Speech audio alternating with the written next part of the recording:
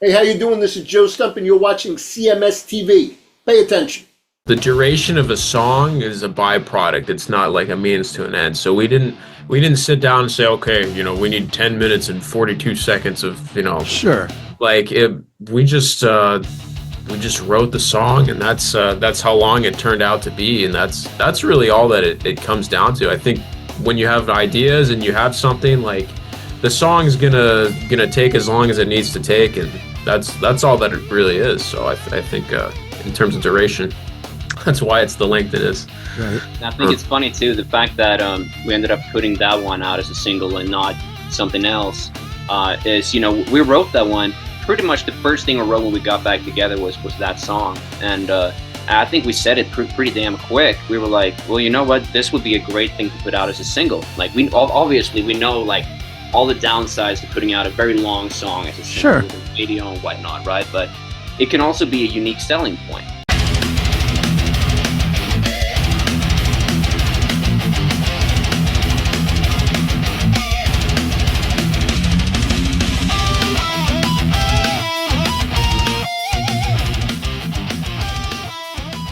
Chris Akin Presents, and I, of course, am Chris Akin. And today on the show, I'm going to be introducing some of you guys to a fairly new band. Some of you may have caught on the first record.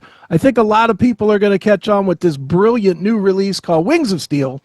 The band is called Wings of Steel. The record is called Winds of Time. And here to talk all about it are the guitarist and the singer and the main guys. It's Parker and Leo from Wings of Steel. Guys, how are you? Doing great, man. Thanks for having us on. Absolutely. Well, guys, I'm going to tell you the truth about your band here, as far as how I discovered your band. And it's probably a little unconventional, but it's, as I was saying to Leo before we got started, you got to find people any way you can, one guy at a time. The way I found your band, I've seen your band's name floating through my email for the last 2 or 3 years since you've been putting out music. And I ain't gonna lie, never once clicked on it. I honestly thought that you guys were some Dream Theater knockoff band, and I just was like, nah, not me. Then we got a request for it on one of my shows, and they requested to hear Winds of Time. And I heard it, and I was like, damn, this is very different than what I thought. And that's when I pulled up the emails, reached out to the publicist, got the record, and was like, oh, I got to talk to these guys. Great stuff, man. But is that what you guys are finding, is that people are just kind of coming on in ones and twos, or are you finding a bigger collection of people coming to the band? I think it's been a pretty gradual thing, but I think we've actually been able to develop quite a big fan base pretty fast, all things considered, which is super cool. But I think, like you mentioned, when someone reads Wings of Steel, they might associate that with a certain type of music or whatever, So it's definitely a name that you got to earn. But all we really need is, like, got to give us a chance, So it's about, where do we put our stuff out? How do we put it out in order to get that chance? And I'm very happy that you finally got around to listen to it. And yeah.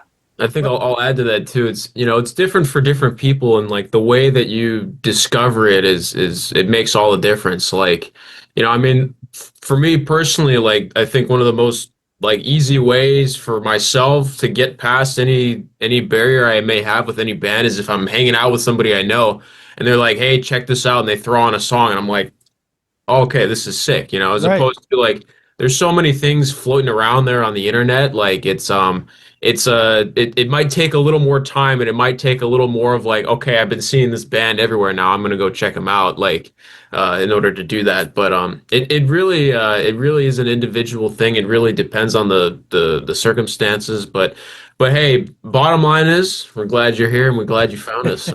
Yeah, and Well, hopefully- on that note too. Go ahead. On that note too, it's like, I feel like word of mouth has been just absolutely insane for our band, because I would say that's like 85% of how the word has gotten out and about Wings of Steel. So that's really cool. And like we were talking about just before we went on air, Chris, it's super cool when people come out to our live shows, and it's the first time to ever, like, hear the band. I feel like that's the most authentic experience you can have with a band, when you get to see what they're all about. Sure. Well, one of the things about your band, and for me as a new listener, that I noticed right away, you guys are not easy to describe. forget the name confusion type of a thing. I'm just talking about musically. I mean, I listening to the single, which we will get into that. I mean, first single 10 minutes, that's ambitious as hell all by itself. But listening to that single and then listening to the rest of it, you guys have a lot of musical influences that you mix into it. I mean, you hear some stuff that's very Metallica, especially in the guitars. There's a lot of kind of that Metallica-esque guitar changes that are in some of it. There's really not a lot of progressive metal, which is what I kind of was led to with the name. It really is. It's like straight up metal with a lot of pieces, parts in it, some modern, some old school, but it just works. And that's rare these days. It's rare to find somebody that takes the various pieces and can kind of silly putty it together into something that makes sense. Yeah, for sure. And I feel like I agree with you. I mean, it's hard for me and Parker to like try and put a label on it too. Whatever comes out just kind of comes out, and people call it the one thing, they call it the other. But at the end of the day, we just do what we do, and it sounds however it sounds. Sure. No, I mean, we like a lot of different bands, and we just write the music that we want to write. We don't really have very cold, hard parameters on how to do anything. We're not trying to create the perfect vintage sound that pays homage to this band or this style or whatever. No, we just write the music that we want to write, and we make it sound the way we want to sound. That's literally it.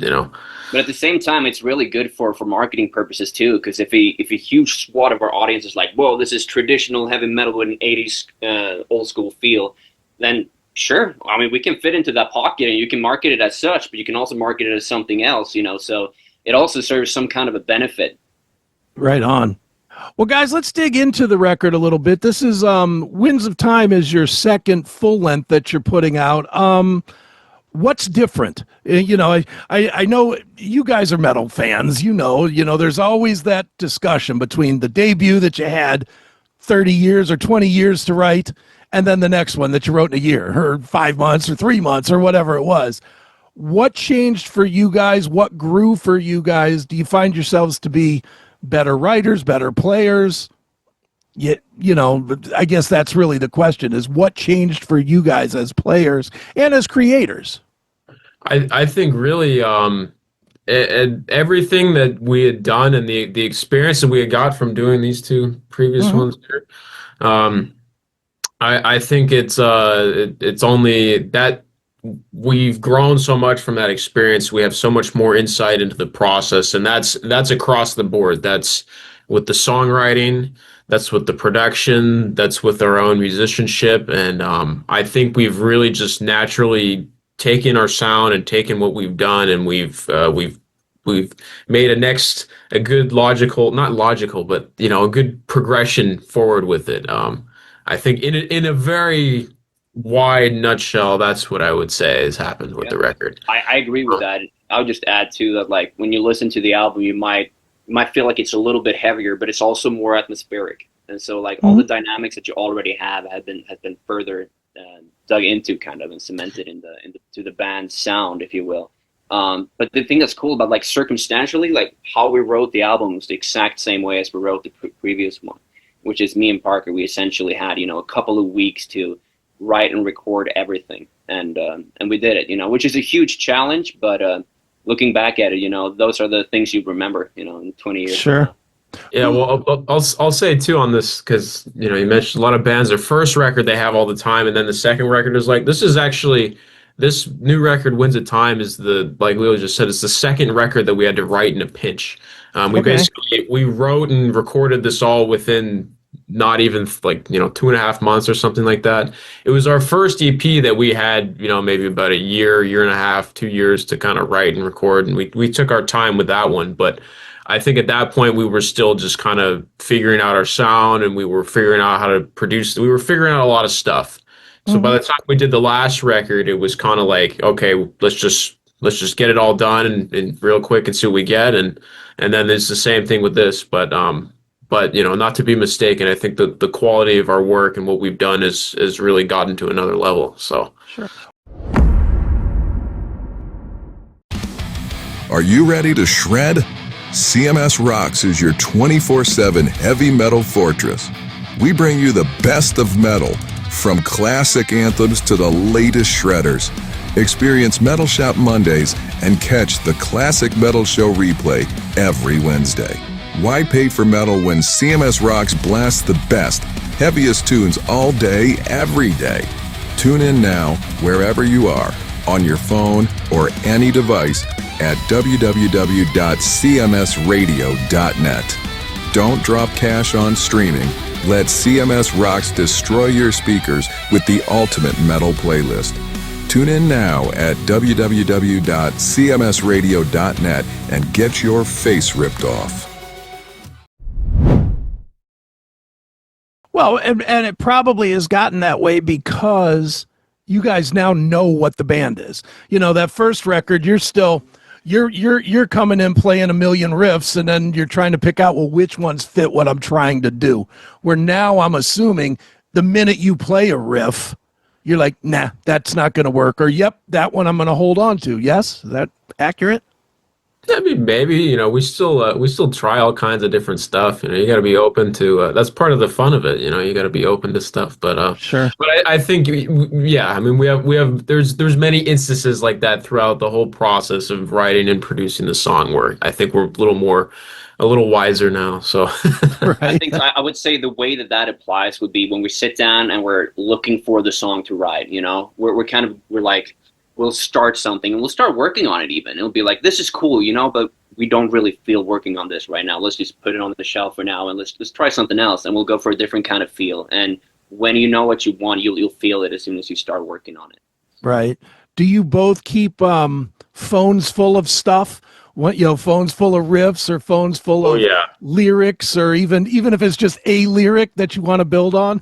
Well, that's the thing, man. You know, when we go to write the song, or you know, go and write the record, we have all these ideas backlogged from, you know, I mean, it's constantly when you're a musician and you pick up your instrument, you know, you'll come up with stuff. So we have a humongous backlog of ideas, both Leo and I, and so usually, you know, when we sit down to write the record, those are great starting points, but not always too. A lot of times, you know, maybe we'll start with the riff and then we go like, what are we going, and we just come up with something else on the spot. And so it is like, even still, it's a pretty good blend of like, we had some ideas that were like, okay, this is really, really good, we got to use this, but some other stuff, it's just, so we just came up with it, and, you know, and yeah. Right. Definitely. Well, guys, let's talk about the single Winds of Time. 10 minutes. That's unheard of it's unheard of in singles timing in general, but it's also way unheard of in today's TikTok world. You know, I don't even think you could put that song on TikTok. It's so long. But what it does, at least in my mind, like, and again, I'm just one fan, but as somebody that's into music, there's very few 10-minute songs that work. And it's because a lot of times what ends up happening is it becomes 10 minutes because each musician's looking for a place to put their 3 minutes of noodling or drumming or whatever. Then there's like Guns N' Roses' Coma, first song that comes off my brain, which is kind of a story that tells itself, and you don't realize that it's 10 minutes long. I get that kind of vibe of Winds of Time. There are some cool breakdowns in it, but it kind of leads you and you don't get bored anywhere in it. Talk a little bit about, not only about crafting a long song, but keeping it fresh all the way through, where it never even got boring to you guys to play it as you created it. The first thing I'll say with this is that we never well, not really. It's the duration of a song is a byproduct. It's not like a means to an end. So we didn't sit down and say, okay, you know, we need 10 minutes and 42 seconds of, you know, sure. Like we just wrote the song, and that's how long it turned out to be, and that's really all that it comes down to. I think when you have ideas and you have something, like, the song's gonna take as long as it needs to take, and that's all that it really is. So I think in terms of duration, that's why it's the length it is. Right. I think it's funny too, the fact that we ended up putting that one out as a single and not something else. Is, you know, we wrote that one pretty much the first thing we wrote when we got back together was that song. And I think we said it pretty damn quick. We were like, well, you know what? This would be a great thing to put out as a single. Like, we obviously we know like all the downsides to putting out a very long song as a single with the radio and whatnot, right? But it can also be a unique selling point. And I think the biggest factors of why we chose that one was just that we really liked it. We really liked how it came out, and there's nothing wrong about being different in a time and place in music industry where everything has to fit a certain mold. It's I think it made a lot of sense that we actually made that choice. But another thing too is I feel like when you write the music, just like when you listen to music, if it's like Stargazer, pretty long song by Rainbow, for example, when you listen to that song, it's just like you say, it kind of takes you on that journey. You never stop to think about it. The same thing kind of happens when you write it. It kind of just comes out. And whenever it stops feeling natural to you, that's usually we got to take a step back and go, okay, this is probably the thing that's going to make the listener lose interest. Because now at this point, you're just cramming stuff in there to make it longer. But as long as it feels like a fluent thing, and by the time you reach the end, it's felt like that, then you got to trust it, because that's what your band's creative source is all about. Sure. Did anybody push back on you guys because of the length of it, though? Because I could hear a record guy going, I'd rather have two other songs. That's a good thing about being independent too. Right. Is that we get to make all those choices executively. So, well, I think the other thing though that I'll kind of add, similar to that point, is that it's in the record business, there's certain kinds of songs tend to be geared a little bit towards more like wide stream commercial appeal, and they work better.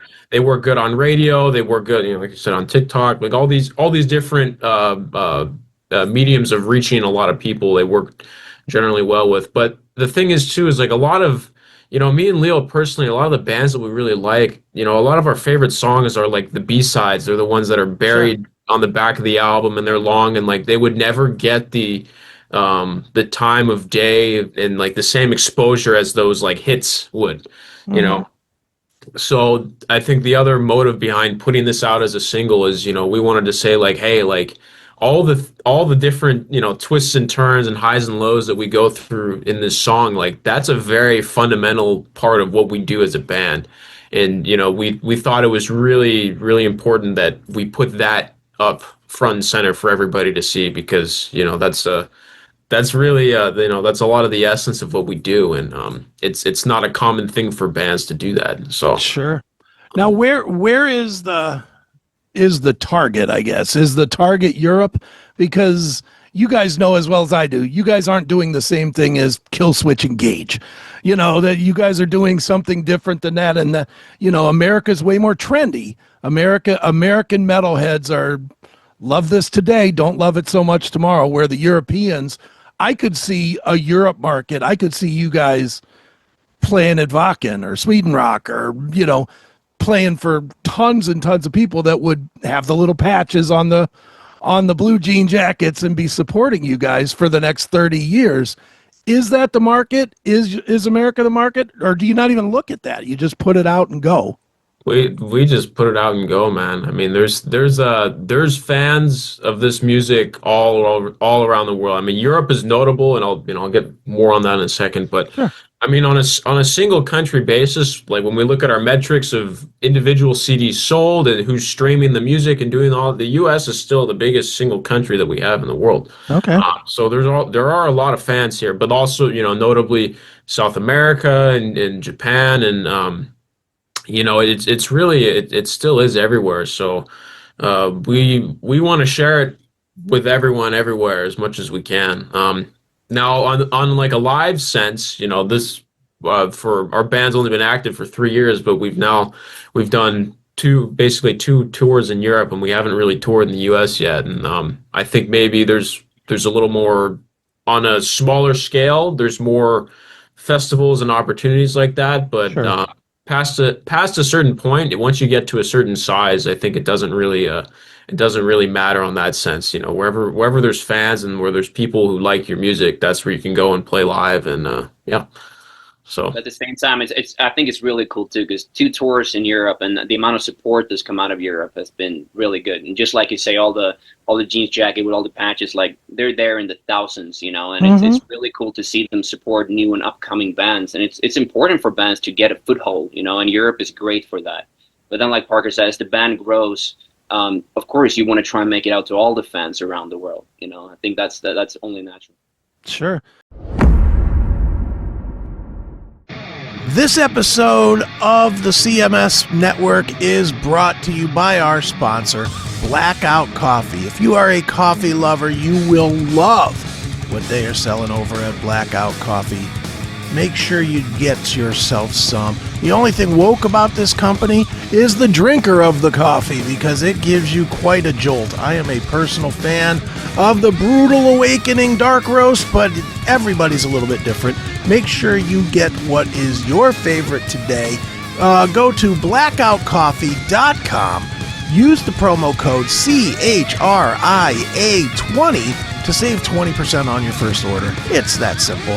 So one more time, blackoutcoffee.com. That is the link, or use the full link if you're going to shop around. That is scrolling on the bottom, and get yourself some of the best coffee that is out there today. blackoutcoffee.com. Well, and you know, as guys from here, I'm sure you wish that we had the same environment. I know I do. Just as a metal fan, it drives me crazy that, you know, I live in Cleveland, and, you know, 2 or 3 of the Wimmer festivals are right near me, Incarnation and Sonic Temple, whatever. But it's the same bands every time, and it's the same modern metal bands. Not that I don't like them, but I'd like to see you guys, Judas Priest. You know, I'd like to see some of those bands as well as Slipknot, and totally. It's just frustrating as Americans that we don't gravitate toward it. Because look, I'm older than you guys, obviously, and I grew up in a time where we took every band. Like, it was not crazy to see Motley Crue open for Metallica or what. I mean, it just wasn't crazy to see that. Now it's looked at like, oh, can't have that. You know, it's a different world.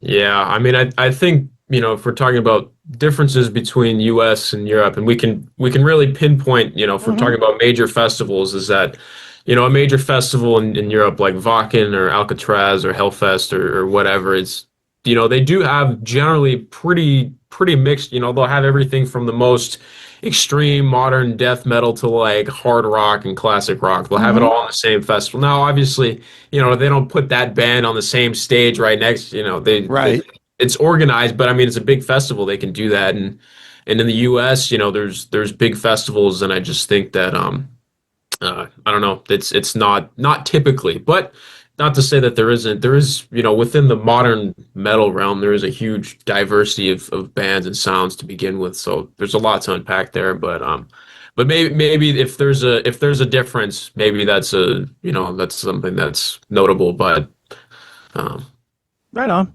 Definitely. Well, guys, the new album, Winds of Time, the actual album, quote unquote album, comes out in what, October, right? Yes, October 17th. Why so long of a delay? It seems like you guys are ready to go now.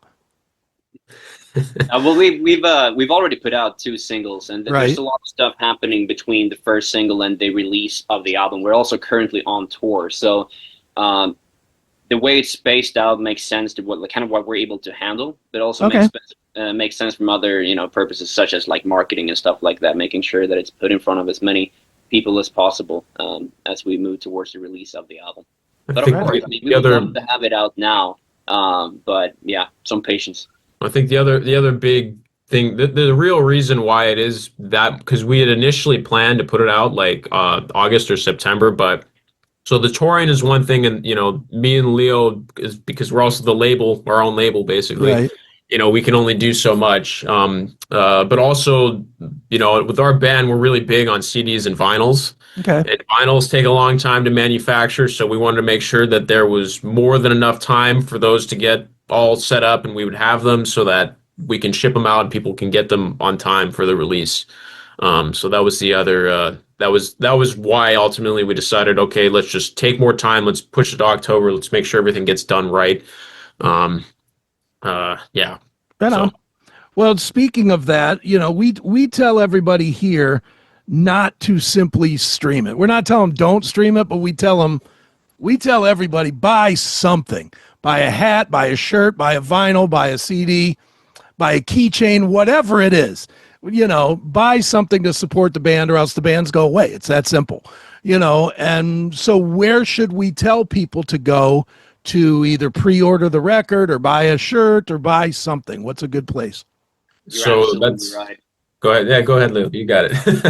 Well, first of all, you're absolutely right. Now, streaming is great for a lot of purposes. You know, it can reach a lot of people and stuff like that. But ultimately, if you want to support the bands and, you know, make it so that the bands are able to continue their endeavors and, you know, go to Europe and go to the US and all that, it requires a lot of money, you know. And in order to do that, especially as an independent band, you rely pretty much solely on direct sales that you make as the band. So for us, it's very simple. You just go to our website. It's wingsofsteelband.com. You'll find all the stuff we have available for sale there, as well as the pre-orders for the CDs and the vinyls.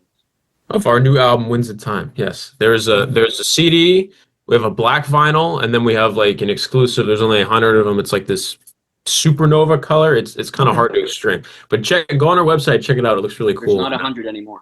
Oh yeah, there's no more. Is there 100? There's less than that now. But So buy them quick. That's what you're saying. yes. Nice. Well, guys, the album is great. It's Winds of Time. The band is Wings of Steel. Everybody should check it out. Everybody should buy something. Please buy something and support the band. And guys, it's been fun. Thanks for joining me here on CHRIS Akin Presents. Chris, thanks for having us, man. Thanks for having us. Let's do it again.